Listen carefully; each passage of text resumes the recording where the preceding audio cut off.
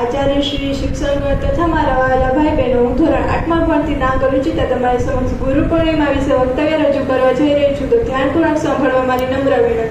આપણા સનાતન ધર્મમાં ગુરુને ભગવાનથી પણ ઉચ્ચ દરજ્જો આપવામાં આવ્યો છે। જેમ કવિજીએ કહ્યું છે કે ગુરુ ગોવિંદ દઉ ખડે કાકે લાગુ પાય, બલહારી ગુરુ આપનો ગોવિંદ થયો બતાય। ગુરુ શબ્દ બે અક્ષરનો બનેલો છે। ગુરુ એટલે કે અંધકાર અને રૂ એટલે કે પ્રકાશ। આમ જેમ આપણે અજ્ઞાનરૂપી અંધકારમાંથી જ્ઞાનરૂપી પ્રકાશ તરફ લઈ જઈએ ને તે જ સાચા ગુરુ છે। ગુરુ માત્ર પુસ્તક જ્ઞાન નથી આપતા, પરંતુ આપણે જીવન જીવવાની સાચી કળા, નૈતિક મૂલ્યો, સંસ્કારો શીખવે છે।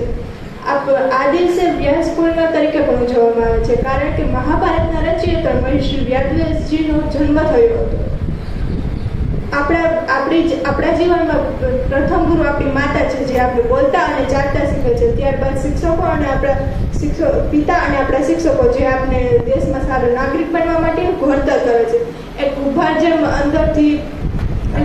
જેમ માટીના પિંડને અંદરથી હાથનો ટેકો આપીને અને બહારથી ટાપલી મારીને સુંદર ઘડ બનાવે છે ને, તેમજ શિક્ષકો પણ આપણી ભૂલો સુધારીને આપણા જીવનને સુંદર આકાર આપે છે। ગુરુ બ્રહ્મા ગુરુ વિષ્ણુ ગુરુદેવો મહેશ્વરા, ગુરુ સાક્ષાત પરબ્રહ્મ તસ્મે શ્રી ગુરુદેવ નમઃ। જય હિન્દ, જય ભારત। જ્ઞાની કરનાર, અવગુણોને દૂર કરનાર, અંધકારને પ્રકાશિત કરનાર ભગવાન રૂપી ગુરુને ગુરુ પૂર્ણિમાની ખૂબ શુભેચ્છા। માનનીય મુખ્ય અતિથિ, આદરણીય શિક્ષક તેમજ મારા વહાલા ભાઈઓ અને બહેનોને મારા નમસ્કાર। સૌથી પહેલા આ ગુરુ પૂર્ણિમાના શુભ અવસર પર વિશ્વના સમગ્ર શિક્ષકોને અને ગુરુને મારા સત નમસ્કાર। ગુરુ પૂર્ણિમાના આ દિવસે આપણે આપણા ગુરુઓ અને શિક્ષકોના સન્માનમાં ઉજવીએ છીએ।